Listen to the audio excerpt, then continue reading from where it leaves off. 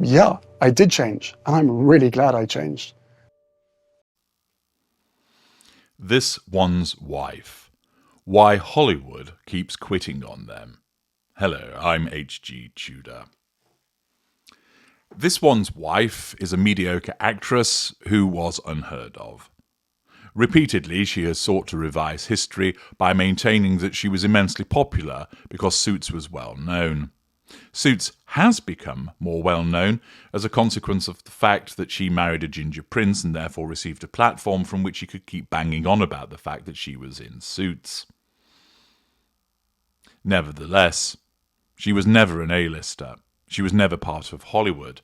But her narcissism tells her that she is, and it is of huge importance for her to be seen to be accepted by Hollywood, to be embraced by the A-list. She has failed in that regard.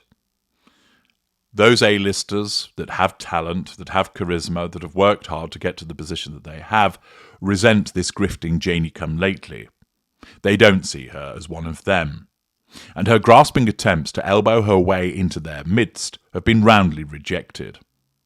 There are some that have tolerated her simply because she serves a purpose to them.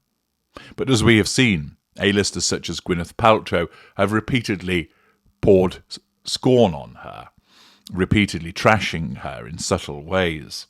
Others have simply retreated from them, recognizing that she is toxic and that she and Harry are a useless brand together, and they don't want to be tainted by that. But matters have taken a turn for the worse for this One's Wife, as a consequence of an article in the Hollywood Reporter, which of course is seen as the Hollywood Bible, and reportage in there would be immensely important to this One's Wife. The report by Benjamin Svetky and Julian Sancton addresses the question of why Hollywood keeps quitting on Harry and this One's Wife, and it is not a flattering portrayal, which of course is going to be problematic for this One's Wife as a narcissist. The report states, "Looks like Harry and this One's Wife have done it again. They've chewed up yet another American advisor. Josh Kettler, the Santa Barbara-based consultant who'd been serving as chief of staff to the Duke and Duchess, reportedly resigned in August after just 3 months on the job, become the latest member of the ever-expanding Sussex Survivors Club, as some former employees have taken to calling themselves." We, of course, know about this quitting and was reported on in parts passim.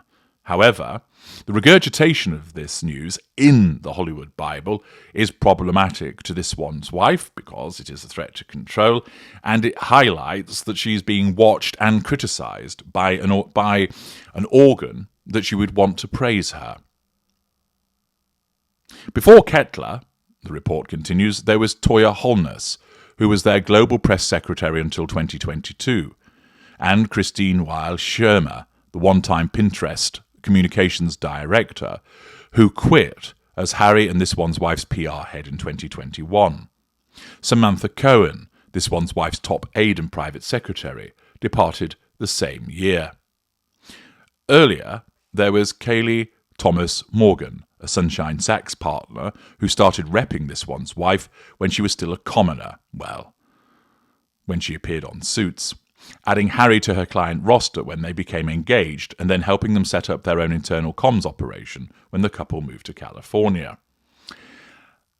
Here we have the repetition of the various people that have departed them, which is not a good look for this One's Wife.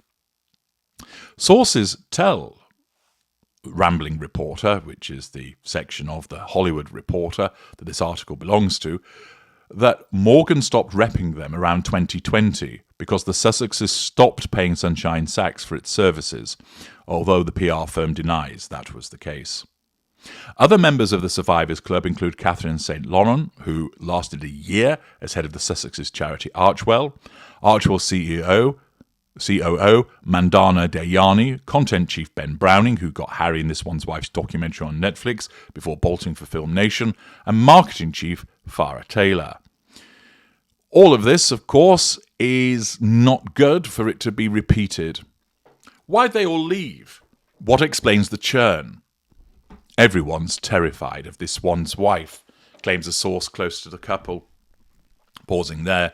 That's not surprising because, as we know, behind closed doors, whilst this middle mid-ranger portrays a facade to the outside world of being kind and empathic, we know that a hate-filled side comes out when people don't do what she wants, when people don't anticipate her needs, don't respond immediately to what she requires.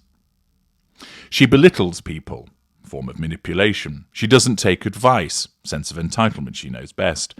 They're both poor decision makers. They change their minds frequently. Harry is a very, very charming person, no airs at all, but he's very much an enabler, and she's just terrible. Thus, some redeeming features there for Harry, but not for this one's wife, who, as we all know, is the real villain of the piece. In 2018, this one's wife's treatment of 2 royal aides prompted Buckingham Palace to investigate the then princess for bullying behaviour. Now, she wasn't a princess, she was a duchess.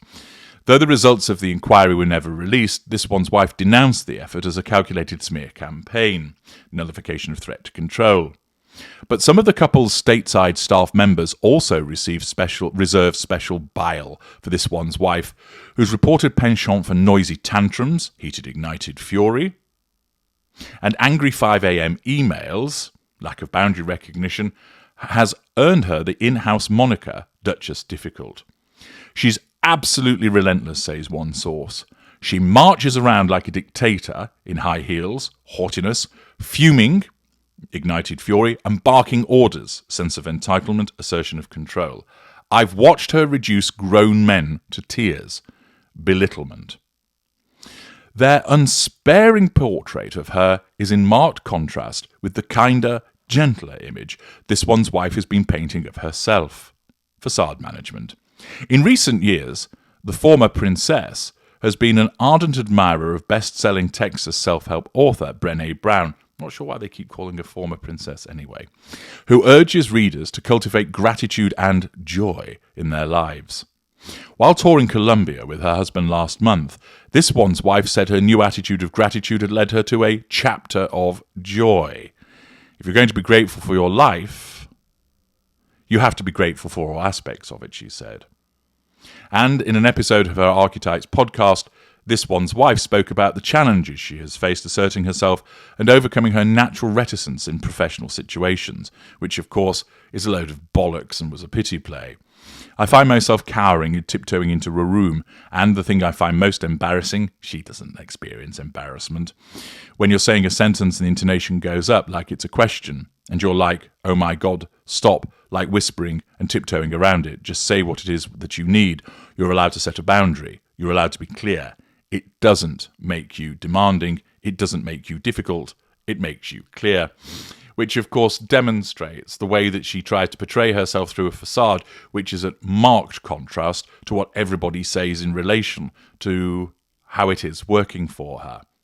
Now, this article doesn't necessarily tell us anything that we didn't know already.